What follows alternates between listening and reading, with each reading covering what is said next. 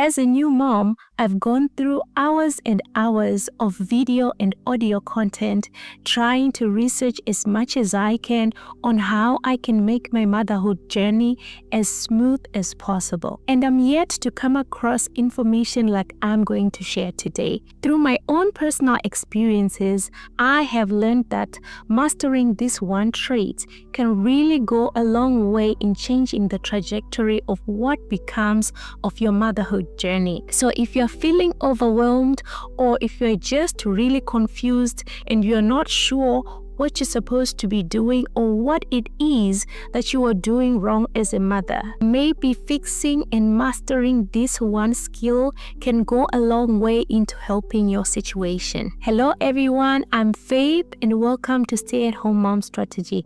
I am a stay-at-home mother of two, a 3-year-old and a 1-year-old. I work from home, run an online business, and also homeschool my kids, and I do it all in a foreign country with no help. My goal with this channel is to share my experiences on what is helping me find harmony as a mother in all the roles that I have to play. If you think this information is helpful and useful to you, please do click the subscribe button. It goes a long way to supporting the show. We go through so much every single day, and I believe we wake up to a completely different situation every day. Everything can change so quickly when you're dealing with young and growing little children. You go to bed thinking tomorrow is going to be a lovely sunny day and we're going to go play at the park, and you plan for everything, you pack your diaper bag and everything is set. And then you wake up to a sick child, or maybe they're just not in the mood. That can be a very strong source of frustration for moms, because you feel like you can never do anything right. You can never plan anything because everything is always changing so fast. That's why I think learning the single skill of adaptability is very important. So what exactly do I mean by adaptability as a mom, and how can it actually apply daily? Adaptability as a mom can look like adjusting to plans without losing your peace, or making new plans fast, or accepting change without feeling resentment. If you can actually get yourself to let go truly, even in your heart, mind and soul, of whatever it is that you had planned that you are going to do, and move on and adapt to whatever situation that is going on in that moment, that is going to help you feel less stressed and less resentful of whoever disturbed your plans in that day. It actually means, come what may, you are able to push through and do it well and keep your joy. Sometimes as a mom, you're really exhausted, but you need to still be able to function, especially if you are a stay-at-home mom with minimum help. It means your children are looking to you for all of everything that they need. So no matter how exhausted you are, you need to be able to adapt that situation and still be able to function and be okay with that. Of course, I'm not saying that you shouldn't find ways to improve your situation. There are a lot of things that you can probably do, like getting an extra hand, but you can't really solve being able to internally adapt to the situation that you'll be in on that day, and not get so disappointed that you can't show up a certain way or you can't do certain things. I've heard some moms talk about their children as being an inconvenience. I think you can look at it that way only if you're not able to adapt. Children go through phases, and every phase is different. You need to be able to change quick. My oldest is currently 3 years old. And of course, it took me by surprise when he was about 2.5 that he started not napping at all during the day. And as you might already know, my time is very, very valuable. And I was using that nap time very wisely to get my online business going or to do some things for myself. If I had stuck with the mindset of, I really need this child to sleep, that would have been a really strong source of stress for me, because technically you can't force a child to sleep if they don't want to sleep. And if you have tried it before, then you know that you're just going to get frustrated. You're just going to start showing up as the mother that you don't want to be, because you're trying to force things to work in this certain way that it was before, instead of actually adapting to where you are now.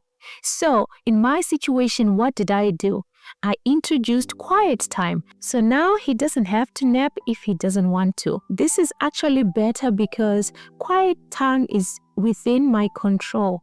I decide when quiet time starts and ends, and because I also want it to be consistent for him, I usually do this at the same time and for the same amount of time. So usually our quiet time starts when his little brother goes to nap, who also has now transitioned into one nap. And so when he goes to nap, then we start our quiet time. I can get our meetings done.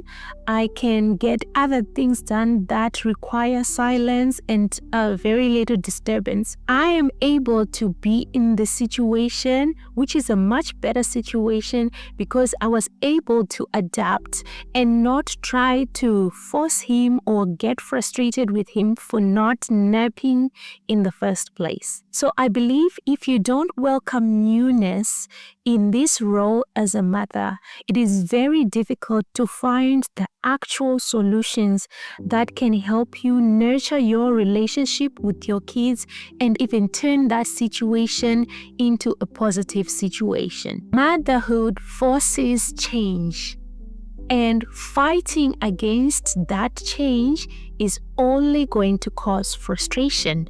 Your body changes, your mind changes, everything about you is going to change. So naturally, you are going to have a really hard time if you are in the mindset of, oh, why is this happening? Why is my body bigger now? I want to go back to what things were. Let me tell you, Mama, you are going to get frustrated. If you want to thrive in this role as a mother, it's better to accept change and adapt to it as quickly as possible. Before you became a mother, you were an independent woman doing whatever it is that you decide to do at that specific time, and rarely ever would your plans be ever disturbed. Fast forward to you becoming a mother. Now you are a responsible caregiver. That means now if you showered at 2 p.m. every single day before, now it might not be possible, and you have to be okay with that. Let me tell you, I really struggled with those showers postpartum. My baby would always wake up as soon as I put soap on my body. And I was alone, right? I didn't have anyone else to help me care for the baby, and my husband was at work all day, and it was just really frustrating. And I actually tried so many times, and it would always happen the same way. It was as if he could sense that now she's putting soap on her body. Now it's time to wake up. And eventually I figured it was a losing battle, and I was getting frustrated every single day. I was trying to stay in the exact same routine that I had before I had a baby. The simple solution was obviously to take my bath after baby goes to bed at night, because then he would have longer stretches of sleep. But no, at that time, it was not clear at all. Because of that mindset, I wanted things to stay exactly the same. I would make up all these reasons as to why taking the bath at night was such a bad idea. The solution was so far from me. I remember it just started to feel like everything else is really hard about motherhood, when it was just my mindset. Of course, it is hard. I don't want to lie and say that is just a walk in the park. No, but it is not as hard if you're able to adapt. You can find joy in that place that you are in. You don't have to wait until your kids are out of the house to be happy again. You're supposed to find joy in your everyday now life, because that's the life that you have. Who's to know what's going to happen tomorrow? We are supposed to also enjoy the journey of motherhood. It's not just about raising them to go and leave, but when they leave, they're supposed to have very strong memories of how home life felt. And I believe if you are able to adapt quickly to every new situation that comes with the growing child, then you are going to be able to show up better as a mother. So as you focus on being more adaptable, you can ask yourself, who am I becoming? Focus on who you're becoming and the kind of person, woman, mother that you want to be. You're not going to go back to the single life. You're not going to go back to not being a mother. Once a mother, always a mother. But now it's up to you what kind of mother you're going to be. Are you going to be the mother that wishes they never had kids in the first place, but actually cannot do anything about the kids that they already had now? Or are you going to be the mother that wakes up and notices that, oh my goodness, today my child really needs me. Today I need to sit down more on the floor, play with them. I need more skin-to-skin time with them. My child really needs me. Maybe your baby is fussy, or they're going through teething or a growth spurt. Both my kids have been late teethers. So what it means is their teeth started coming out at 8 months. And every 2 weeks after that, new teeth were coming out.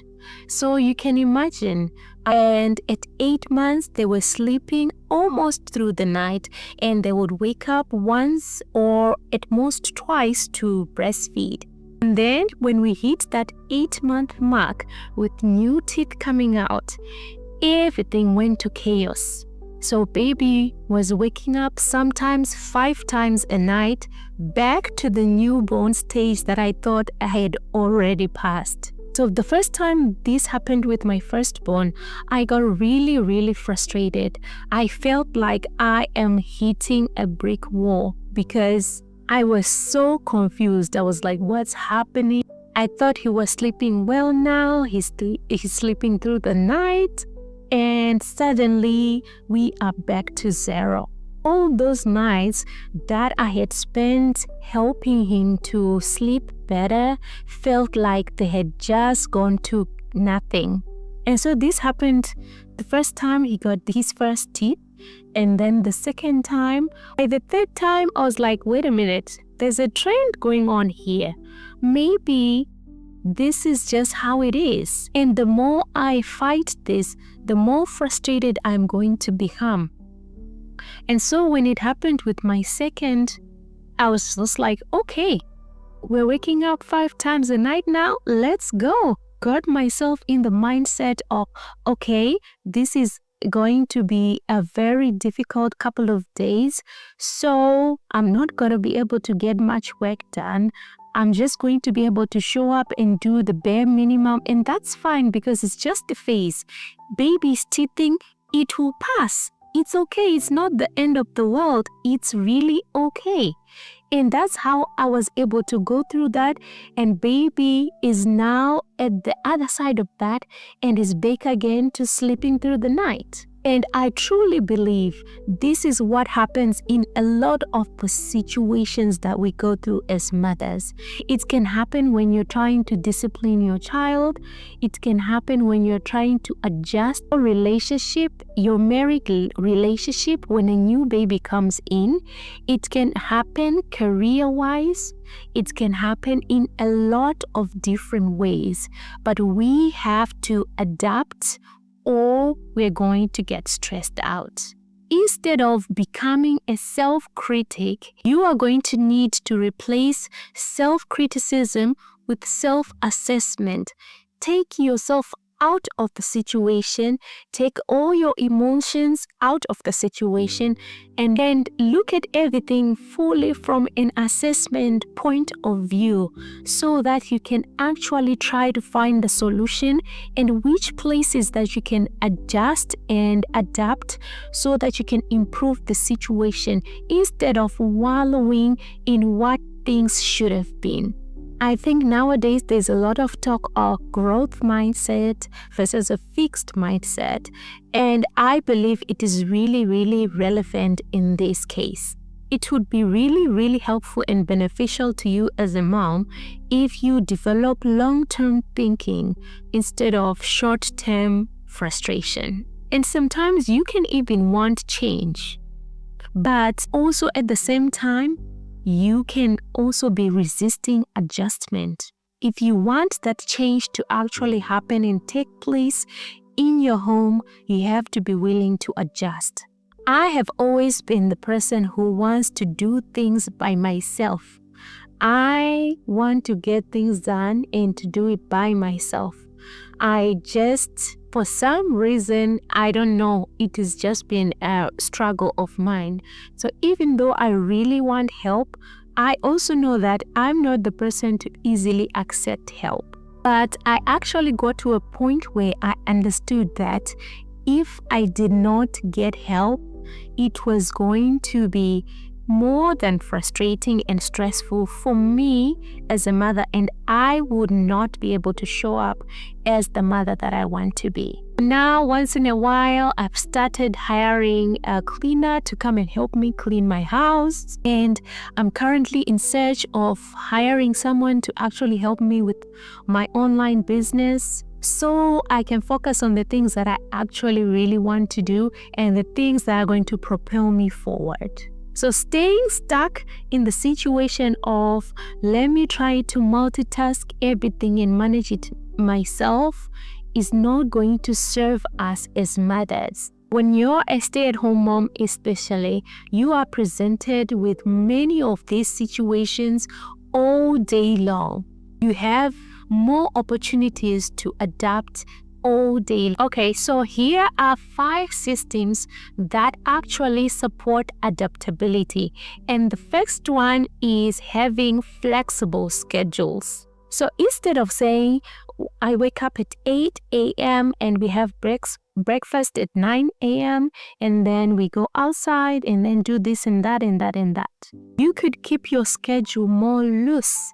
And for example, that would look like slow mornings from the time that you wake up until 11. So it means that you are able to move things around. Some days you are not going to be able to have your tea first before you serve your kids breakfast. Some days your kids are going to wake up way earlier than you expected, and it has to be okay. If those small things frustrate you, and it's still at the start of the day, imagine how you'll be feeling by 5 p.m. And the second thing is to always have a backup plan. This is something that I'd actually started to put into practice, because when I started this channel, I was saying I'm going to be filming this and this day, and it was as if I forgot how random things can be. So when I started to figure out that I actually cannot do this on that specific time and day every single week, so I had to create a backup plan so that my goals would stay consistent. Something to land on. If your plan A falls, you know that you have planned B, C, and D, and it will just be fine. You're not gonna get frustrated not knowing what to do next. And the third thing is to make things in batches. Whatever it is that you can make it in batches. It could be content, it could be meals, it could even be activities for your children. Whenever the time presents itself and you have the time to do it, do more than you actually need so that you have something to rescue you when you really need it. The next thing that could help you is to have a financial buffer. So we're in 2026, a lot of our problems are financial and can be solved financially. You don't have the help that you need, you can hire some. You're too busy to cook, you can order some food. If you're too exhausted to do the cleaning, you can order a cleaner to come and help you. But all these need money. This is why I was talking about increasing your earning potential as a stay-at-home mom in a previous episode. It is really and truly important, and it can go a long way in improving your situation, because now if you can't afford to get any help and you're too sick to do it or too exhausted to do it, you're stuck. So in 2026, we are not just sitting at home. Sell something, do something, offer a service, use your skills to actually earn something that can help you on a rainy day. And the next thing is childcare contingency plans. That can look very different in different people's situations. For some who are lucky, you can have your parents close by or other family close by, and just make sure that if it so happens that you are having a really challenging day or your child is sick and you really need an extra hand, that there's someone there to support you. But it also goes the same way in the previous step that I mentioned about financial buffer, because also if you're like me and you're really far away from family and friends, then you are able to actually hire a babysitter to come and help you. The situation really requires it. It's always wise to be in a position where you can do some sort of to help you until you are back on your feet. So with that in mind, it is very, very helpful for us as moms to always be connected to other moms, because sometimes you really need just maybe someone to talk to, or you just really need an extra hand with something. So preferably it will be someone close to you. And right now it's about 4:30 p.m. and I'm able to film this right now because my youngest is sleeping and my oldest has gone out with his dad for a play date with one of our friends. And let me tell you, that sounds simple, but when I first gave birth to my oldest, he was always with me. Like, I can count the times that my husband went somewhere with him, not because he didn't want to, but I was so mama bear with him that I did not want to let him out of my sight. And thank God I was able to adapt and change, because now I'm able to also increase my productivity and reach my goals because I'm accepting help. And another pointer here is it actually also took me a while to be able to open myself up, to have other moms as friends and talk about motherhood and share my thoughts and things like that. It has opened so many doors for me. I'm able to learn so much from other moms, as well as share my ideas and my experiences in what has helped me, because I've stopped thinking internally, just getting out there and adapt to, you know what, I just need mom friends. Let me just get out there and start talking to people. And if we're speaking faith-wise, then Being able to adapt means you are actually in a position to trust that whatever the new situation is bringing, it's going to turn out good in the end. So if you're aware of that, you're going to be able to respond to new situations with grace, knowing that God has it all under control. We don't have to try and fix it all by ourselves all the time. Sometimes you just need to accept what is. With a fixed mindset, it's really hard for the Holy Spirit to redirect your path. And yet, we are praying for God to come in and help us with our situations all the time. So be willing to adapt, be willing to change. If a new situation and a new challenge presents itself, take it on happily, take it on with joy and understanding that it's a new opportunity to grow. When we fail to adapt as moms, that's when we start to see bitterness, comparison, or even just a stagnant income in our lives because we are not accepting new situations that allow for growth in our lives. So as we come towards the end of this episode, I want to leave you with a few questions that you can ask yourself and identify some areas of your life in which there is no growth and how you can start adapting and accepting change in that situation. What season am I in right now? Where am I resisting change? What do I need to release and let go of? What skill do I need to learn next? What small adjustment can I make this week to make my routine and life much more smooth? If you can ask yourself these questions weekly, I promise you, you are going to see a big change in how you accept random life's curveballs in your life, especially as a mom. Thank you so much for being here today. If you liked this episode, please do share it with other moms or your friends who you think really need to hear this. And don't forget to leave a comment below. I would like to hear stories of how you have been able to also make changes and adapt in your own journey as a mom. That's it from me today. See you in the next episode.